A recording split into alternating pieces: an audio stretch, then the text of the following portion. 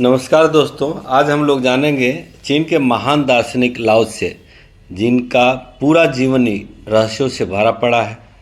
इतिहासकारों का मानना है कि लाओ त्से का जन्म 6ठी शताब्दी ईसा पूर्व में हुआ था।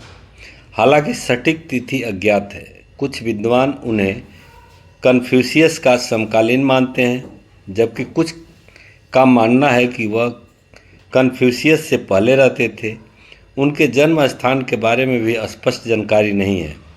कुछ स्रोतों के अनुसार वह वर्तमान हेनान प्रांत के एक गांव में पैदा हुए थे। लाओ त्से का सबसे महत्वपूर्ण योगदान उनकी पुस्तक ताओ ते चिंग है। यह पुस्तक चीनी दर्शन और साहित्य में एक मील का पत्थर मानी जाती है। माना जाता है कि लाओ त्से ने पश्चिम की ओर यात्रा करने से पहले इस पुस्तक को एक चौकीदार को सौंप दिया था। इस पुस्तक में सरल भाषा में गहन दार्शनिक विचारों का व्यक्त किया गया है। ताओ का अर्थ मार्ग या स्रोत होता है, जबकि ते का अर्थ गुण या सदाचार होता है। ताओ ते चिंग जीवन जीने की कला, ब्रह्मांड के नियमों और मनुष्य के स्थान के बारे में मार्गदर्शन देती है। ताओ धर्म के मूल सिद्धांत है। ताओ धर्म का मूल सिद्धांत ताओ है, जो ब्रह्मांड का सार और प्राकृतिक नियमों का प्रतिनिधित्व करता है। ताओ धर्म में सरलता, संतुलन और प्रकृति के साथ सद्भाव बनाए रखने पर बल दिया जाता है। लाओ त्से का मानना था कि मनुष्य को अनावश्यक जटिलताओं से बचना चाहिए और प्रकृति के लय के अनुरूप जीवन जीना चाहिए। उन्होंने वू वे की अवधारणा को भी पेश किया, जिसका अर्थ है बिना प्रयास के कार्य करना। हालांकि लाओ त्से के जीवन काल के बारे में बहुत कम जानकारी है। उनका दर्शन हजारों वर्षों से चीन और विश्व को प्रभावित करता रहा है। ताओ धर्म चीन में एक प्रमुख धर्म बन गया और इसका प्रभाव कला, साहित्य और चिकित्सा पद्धति पर भी पड़ा। लाओ त्से की सादगी, प्रकृति के प्रति सम्मान और संतुलन पर जोर देने वाली शिक्षाएं आज ही प्रासंगिक है। उनकी पुस्तक ताओ ते चिंग का दुनिया की कई भाषाओं में अनुवाद किया गया है और यह विभिन्न धर्मों और आध्यात्मिक परंपराओं के लोगों को प्रेरित करती रहती है।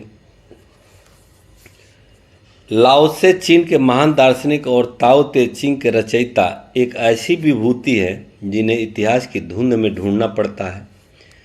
उनके जीवन काल और कार्यों के बारे में कई विरोधाभास है, लेकिन उनका दर्शन हजारों सालों से मानव सभ्यता को प्रभावित करता रहा है। आइए अब लाओ त्से के जीवन और उनकी शिक्षाओं के कुछ रहस्य और विरोधाभास के बारे में जानते हैं। जन्म और मृत्यु का रहस्य उनका। लाओ त्से के जन्म और मृत्यु की तिथि अज्ञात है। 6ठी शताब्दी ईस्वी पूर्व में उनका जीवन माना जाता है, लेकिन सटीक जानकारी का अभाव है। उनके अस्तित्व को लगभग पौराणिक बना देते हैं। कथाओं और किंवदंतियों का जाल। लाओ त्से के जीवन से जुड़ी कई कहानियाँ और किंवदंतियाँ प्रचलित हैं। कुछ ऐसे एक बुद्धिमान बूढ़े व्यक्ति के रूप में चित्रित करती है, जिन्होंने जन्म लेने से पहले ही अपनी माँ के गर्भ में 80 साल बिताए थे। वहीं कुछ कहानियों में उन्हें एक सरकारी अधिकारी के रूप में दिखाया गया है, जो बाद में आध्यात्मिक जीवन की ओर उन्मुख हो गए। कन्फ्यूशियस के समकालीन। कुछ विद्वानों का मानना है कि लाओ त्से कन्फ्यूशियस के समकालीन थे। दोनों दार्शनिकों के बीच हुई मुलाकात का उल्लेख भी मिलता है। हालांकि लाओ त्से को कन्फ्यूशियस से कहीं अधिक प्राचीन माना जाता है। ये विरोधाभास लाओ त्से के जीवन काल को और भी पेचीदा बना देते हैं। ताओ ते चिंग दिव्य प्रेरणा या मानवीय रचना। ताओ ते चिंग की रचना को भी रहस्य घिरे हुए हैं। कुछ मानते हैं कि लाओ त्से ने पश्चिम की यात्रा करने से पहले एक सरकारी चौकीदार को यह पुस्तक सौंपी थी। अन्य स्रोतों के अनुसार उन्होंने एक बैल पर सवार होकर सीमा पार करते समय लिखा था। इस पुस्तक की रचना को दिव्य प्रेरणा भी माना जाता है। लाओ त्से की शिक्षाओं का मूल सिद्धांत सादगी और प्रकृति के साथ सद्भाव है। फिर भी ताओ ते चिंग की भाषा में कई विरोधाभास पाए जाते हैं। कई बार एक ही अवधारणा को विपरीत रूपकों का उपयोग करके समझाया गया है। विद्वानों का मानना है कि यह जानबूझकर किया गया है ताकि पाठक गहन दार्शनिक सत्य को स्वयं खोज सके। लाओत्से के जीवन और कार्यों से जुड़े रहस्य और विरोधाभास उनकी शिक्षाओं के मूल्य को कम नहीं करते, बल्कि ये उन्हें और भी गहरा बनाते हैं। ताओ ते चिंग का हर पाठक अपनी समझ और अनुभव के आधार पर इन विरोधाभासों का विश्लेषण कर सकता है। यही कारण है कि लाओत्से की शिक्षाएं सदियों से विभिन्न संस्कृतियों और धर्मों के लोगों को आकर्षित करती रही है। लाओत्से के जीवन और कार्यों के बारे में अनिश्चितता के बावजूद एक सवाल जो अक्सर उठता है वह उनकी सामाजिक भूमिका के बारे में।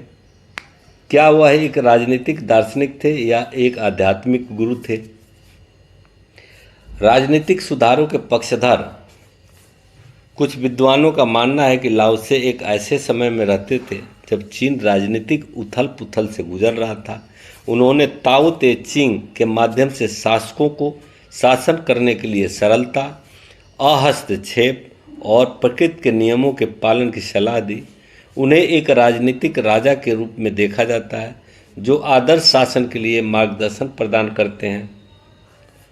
दूसरी ओर कई विद्वान लाओत्से को एक आध्यात्मिक गुरु के रूप में मानते हैं।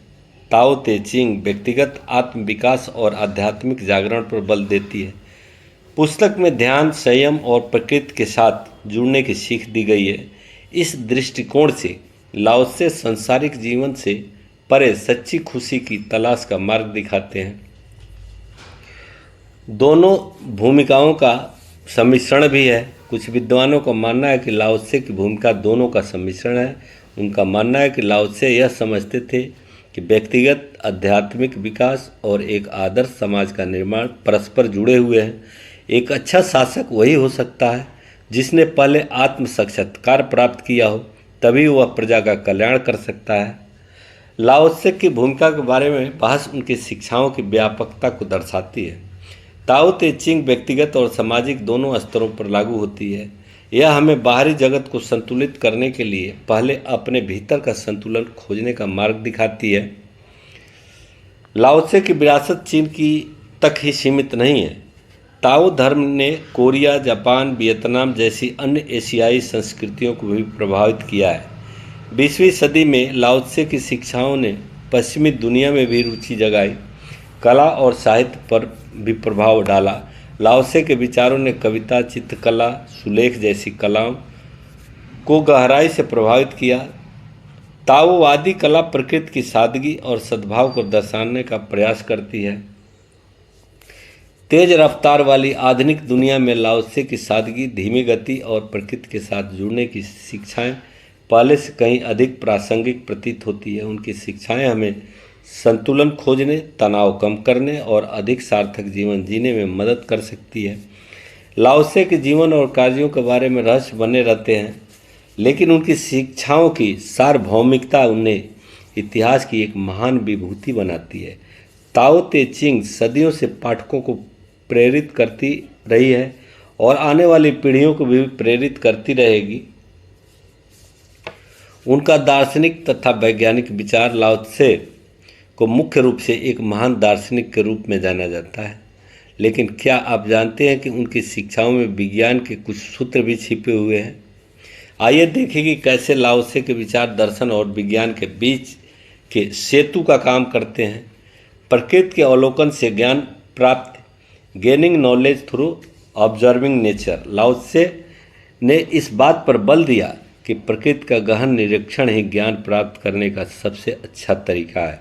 उन्होंने प्रकृति के नियमों को समझने और उनके अनुसार जीवन जीने की शिक्षा दी। यह वैज्ञानिक दृष्टिकोण का एक मूल आधार है, जहाँ परिकल्पना और अवलोकन के माध्यम से ज्ञान प्राप्त किया जा सकता है। परस्पर संबंध और प्रणालियाँ।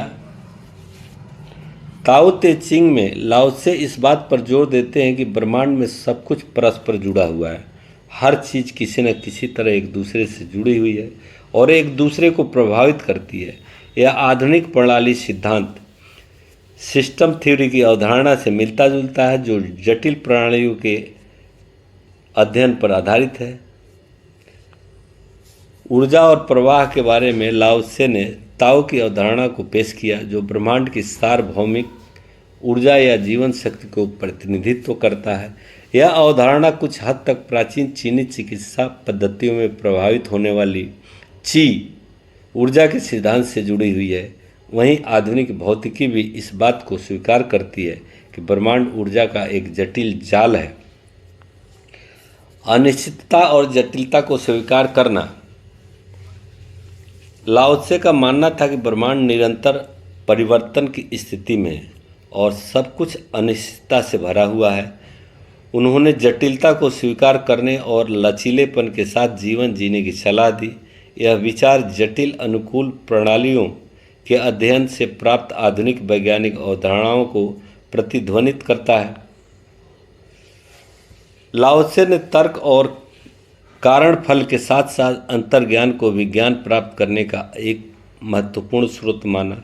उन्होंने कहा कि कभी कभी जटिल सत्य को बुद्धि से नहीं बल्कि अंतर्ज्ञान के माध्यम से समझा जा सकता है। आधुनिक वैज्ञानिक अनुसंधान में भी अंतर्ज्ञान की भूमिका को अब स्वीकार किया जाता है, जहां वैज्ञानिकों को अक्सर रचनात्मक सफलता के लिए सहज बोध पर निर्भर रहना पड़ता है। यह कहना गलत नहीं होगा कि लाओ त्से वैज्ञानिक नहीं थे, लेकिन उनकी शिक्षाओं में निहित वैज्ञानिक अवधारणाएं आश्चर्यजनक है। उन्होंने हजारों साल पहले उन सार्वभौमिक सिद्धांतों को छुआ था जिन्हें आज आधुनिक विज्ञान खोज रहा है। लाओ त्से हमें यह याद दिलाते हैं कि दर्शन और विज्ञान परस्पर जुड़े हुए हैं और दोनों मिलकर हमें इस जटिल ब्रह्मांड को समझने में मदद करते हैं। लाओ त्से की यात्रा रहस्य ज्ञान की ओर। लाओ त्से के जीवन और कार्यों के बारे में सदियों से अनगिनत सवाल खड़े होते रहे। उनके जन्म और मृत्यु की तिथियां अनिश्चित हैं। उनके कार्यों को किंवदंतियों और कहानियों से सजाया गया है, फिर भी उनकी यात्रा को ज्ञान की खोज की एक यात्रा के रूप में देखा जा सकता है, जो अंधकार से प्रकाश की ओर, रहस्य से ज्ञान की ओर ले जाती है। एक बार लाओ त्से को ज्ञान प्राप्त हो गया तो उन्होंने इसे दूसरों के साथ साझा करने की इच्छा की। उन्होंने ताओ ते चिंग लिखी, जो सरल भाषा में गहन दार्शनिक विचारों को व्यक्त करती है। कहा जाता है कि उन्होंने पश्चिम की यात्रा करने से पहले या सीमा पार करते समय इस पुस्तक को लिखा था। लाओ त्से के जीवन काल के अंतिम वर्षों में भी बहुत कम जानकारी है। कुछ विद्वान का मानना है कि वह पश्चिम की यात्रा पर निकल गए और फिर कभी वापस नहीं आए। अन्य लोग कहते हैं कि वह चीन में ही रहे और एकांत जीवन व्यतीत किया। लाओ त्से की यात्रा भले ही रहस्यमय हो, लेकिन उनके द्वारा प्राप्त ज्ञान सदियों से लोगों को प्रेरित करता रहा है। ताओ ते चिंग का अनुवाद दुनिया की कई भाषाओं में किया गया है और यह विभिन्न संस्कृतियों और धर्मों को लोगों को मार्गदर्शन देती रही। लाओ त्से की कहानी हमें याद दिलाती है कि ज्ञान की खोज एक आजीवन यात्रा है, जो अक्सर रहस्य और अज्ञात के माध्यम से ही हमें सच्ची समझ तक पहुंचाती है।